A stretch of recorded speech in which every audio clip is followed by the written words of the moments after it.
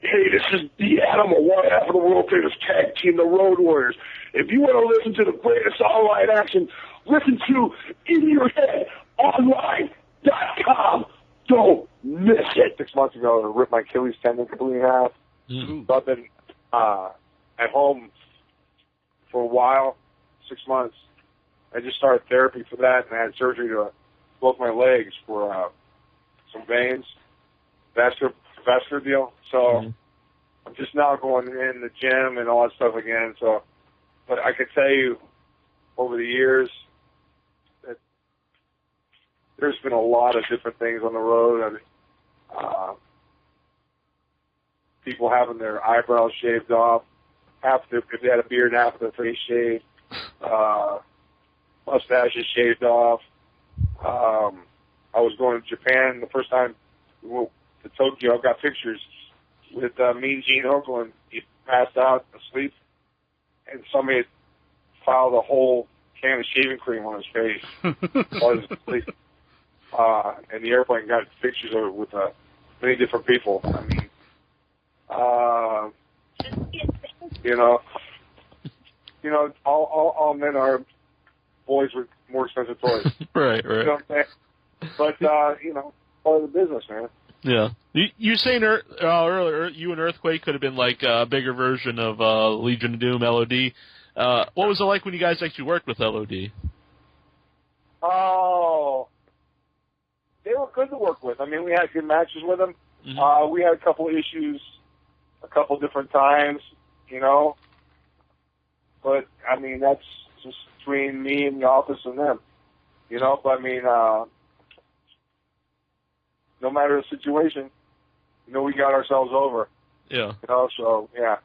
But would you prefer to do, like, big man matches versus other big guys, or did you prefer, being the big guy versus smaller wrestler? You know what they tell you when they're bringing me into business? They said a guy that's a good wrestler can have a match with the broom and make the broom look good. Right. You know what I'm saying? Mm-hmm. So no matter the person, it's nice working with somebody your own size because it leaves you open to do more stuff, that guys, because we could do all the stuff that small guys could do.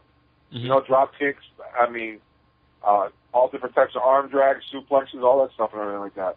Mm-hmm. And plus we work good as far as double teaming guys. You know what I'm saying? Doing moves that we did together, mm-hmm. Double suplexes and this and that, You got two guys almost 900 and something pounds picking you up and suplexing you. It looks pretty, and blasting you down into the ring. Yeah. When I wrestled single with Yokozuna one time, mm-hmm. We were in Nassau Coliseum. I headlocked him. We went into the ropes and blew all of the turnbuckles out of the ring. Yeah. On the third row. Ooh. Just kept going. There was nothing that ever stopped us. Blasted, actually broke all the turnbuckles. That's crazy. Me and Yoko. Uh-huh. Thing he knows the sound of us and people running to keep our big asses from landing on them. And I always heard... mm-hmm. Imagine how much ass coming at you. One time, oh my God! Ooh. And one of them with T-back on. I always thought Yoko looked like he was killing guys when he did the bonsai splash, but I guess I never heard anyone was hurt wrestling with him. He's awesome. Mm-hmm. I knew him since he was 18 years old, man. He's awesome. Yeah. Awesome to work with. Yes. Drop the big leg on people, all that stuff. Mm-hmm. Awesome. Standing sidekick. All the Samoan guys. I've never met one that. All of them were awesome workers, man. Yeah. I've said on the show. All of them are big. I've said on the show, like all of them are big dudes and they move around, and I can't really think of any off the top of my head that wasn't like a really good wrestler. Tremendous athletes, man. Mm-hmm. All the guys, all of them, the guys, all the young guys. I'm sure you've been asked this a bunch of times, but You go to WCW and the Shockmaster debuts. But what I want to ask you was, even before you trip and everything, what was the character supposed to be? Like, were you going to wrestle with the glittered helmet on? And that was just to keep my identity. Uh-huh. You know, keep me under wraps. You know what I'm saying? I came out to do the deal, and the wall was increased in height. So there was a 2x4. It was made 12-inch on center 2x4s, like you build a wall in your house. Mm-hmm. Mm-hmm. Okay? Mike Graham's the one who gave me the cue to go. Okay? I had the mask on, and did you see it had it all holes drilled in the hole. Okay, all right. I had holes drilled in it, but then the glitter was coming through, so they took the secretary, cut off her pantyhose, cut them off, cut patches, and glued them over the eye holes. Mm-hmm. Okay? They were nude colored pantyhose over the eye holes. I could barely look at it normal. So that was to keep the glitter out of my eyes. So Mike told me, he said, I had to bust the wood, bust the 5/8-inch sheetrock, okay, that made up the set. I had to hit it hard. Make sure you hit it hard so it'll bust. Mm-hmm. Well, I busted it all the way to my knees. And just like a teeter-totter, bloop, I hit it so hard, it blew me over the top of the bottom. Mm-hmm. And then, whoop, the little helmet popped off. I turned away from the camera and attempted to pop it back on my face, jump up, and do the promo. Because I wasn't down there long. You watched the video. I remember watching it live. Yeah. Well, that's the whole idea. It was live. Yeah, right. Live in color, baby. You know what I'm talking about? The power, the man of the hour, 233 power, baby. Up the road, the American dream. He was there, along with the rest of them. If you read their lips, there's some funny things. Yeah.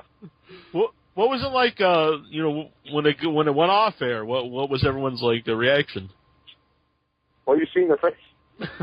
I was the one who was the most upset that night. Yeah. The morning, it would have been about a minimum of a 12-pack drive back to my house. Mm-hmm. But I just got my stuff, and when I was finished out the door, I pulled up to the grill position, looked at Dusty, looked at Mike Graham, looked at the rest of them, shook my head, and walked out the door. There's no going over a live deal. Mm-hmm. Yeah. You know? So, what it is what it is. I mean, and then they brought me back, and there's a couple pictures where you can catch it. It was going to be more or less it would have been more, it was going to be initially under a hood. It was going to be more or less like a superhero kind of costume deal, and with the hood over the face. And I still have all that stuff in my house, put away, folded up. But and then it went from there. The Goofy deal turned me into Uncle Fred. And at Christmas time, I believe it was doing the night before Christmas in front of a bunch of kids around a Christmas tree, and stood up after I did it to them and crushed all the floors with my feet.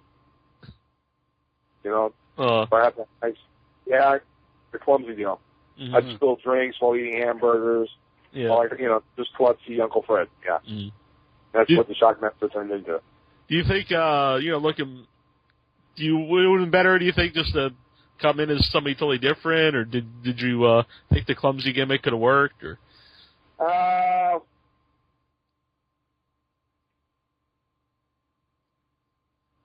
mean, I don't know. I couldn't even, mm-hmm. What they tell you to do is never cry over spilt milk, man. Right. And it's one of those deals that it happened. I mean, there's stuff like that happens, Mm-hmm. It would have been better off going in a different direction. I mean, if we're going to keep the deal and go and see if it works, see if we get together over, and, other than that, I don't know what to tell you. Mm-hmm. Some stuff I want to ask about WCW, besides that, was I've heard people say at the Lethal Lottery that the picks were legit, random, and some people say they weren't. They knew beforehand. What were they? Did they really pick the names randomly, and you guys were putting the random teams? Yeah. So, like, you didn't know before that night, like, who you'd be tagging with or working with? No. Huh. Was that hard to do then? No. I really liked the Lethal Lottery. I thought it was an underrated event. Yeah, because you never, I mean, you know, but that's not the first time people have done it's a spin on it. It's not the first time they've done mixed tags like that. Yeah. You know what I'm saying? Mm-hmm. But it was definitely a different spin on it, and, you know, it's a better proposition like that because you got the whole crowd involved in something that's going on right there in front of you. Yeah. It was really fun to watch, watching on pay-per-view when I was a kid. Yeah. Yeah, I mean, because you got guys, you could be working with somebody that you're in a complete angle with. And, you know what I'm saying, where they come to tag and you can give them the short arm, you know, not tag them, you know what I'm saying, turn your back to them when they go to tag you and that stuff. You know what I mean, there's a lot of things you can play around with. Yeah. I guess you would have to have guys that, I guess they worked different back then, though, that people that would know how to call everything in the ring and not go over every detail, you know, before the match. Pardon? You would have to, you know, back now they say guys more go over the whole match beforehand. But now they do? Yeah, but now back then you guys would call stuff in the ring. You would have to be able to do that to pull those matches. Oh, I don't know. I mean, I guess it depends on the wrestler. I mean, as far as that goes, for every hold there's a reverse. You know what I'm saying? Everything that's out there. I mean, if you got a guy that knows how to wrestle, there's no need to call stuff. That's for guys out there. You got the guys out there that maybe are high spot freaks that, you know, that think they're part of the Flying Melindas in the circus. Right. You know what I'm saying? But if you're wrestling, you know what I'm saying? You should know every hold, right? You went through, you learned, you trained, you know what I'm saying? You know what's there. Other than the fact that whatever your finish is going to be. Yeah, that's where I feel. I mean, talking that, yeah, there's no time. You're trying to whisper something in my ear, I figure you want a date or something. Intro, was there any other questions you wanted to ask from the message board or the chat room? Yeah, Hoosier from the chat room, he wanted to know if there's any tugboat angles that you wanted to do but just never came to fruition. Ooh. I don't know, man. Maybe wrestling on a tugboat. Like when they did the... when they slammed Yoko? On the aircraft carrier. Yeah, that's pretty awesome. I got a chance to write plenty of tugboats when I was out there. Mm-hmm. But, I don't know, man. There was a lot of stuff. There's never enough time to do all the things that you want to do. I mean, you know, there's a lot of other different guys that would like to wrestle that tugboat. I don't know. That's a good question, man. That's a good question. Beforehand, we were just talking about guys that I think it was the only guy ever hung up on us was the Iron Sheik, and you're doing Iron Sheik impression. Do you have an Iron Sheik story that sticks out to you? Do I have an Iron Sheik story? Uh-huh. Oh my God! I don't know what you're talking about. It's very nice, Jabroni. You asked Jabroni for a story about Iron Sheik. All I can tell you is one story of me and the Iron Sheik getting a room in San Antonio, Texas, and we were at the airport, and we'd flown in early, so the maids were still cleaning rooms. So we got a bite to eat. I went back up to the upstairs with Sheik because I wanted to go to the gym, and Sheik was going to go with me. So I'm there, put my clothes on. It's a nice fall, breezy day in San Antonio, sun's shining, and out comes the Sheik from the bathroom with nothing on but his tennis shoes. Walks up to the back and he goes, Tugboat to Bubba, very nice out here. With the maid walk out of the room next, and you can have naked Sheik, baby. That's one of my, stories about the Sheik baby. He was naked at about 1 PM on the balcony at the airport. Yeah, exactly. This is Seika. If you're listening in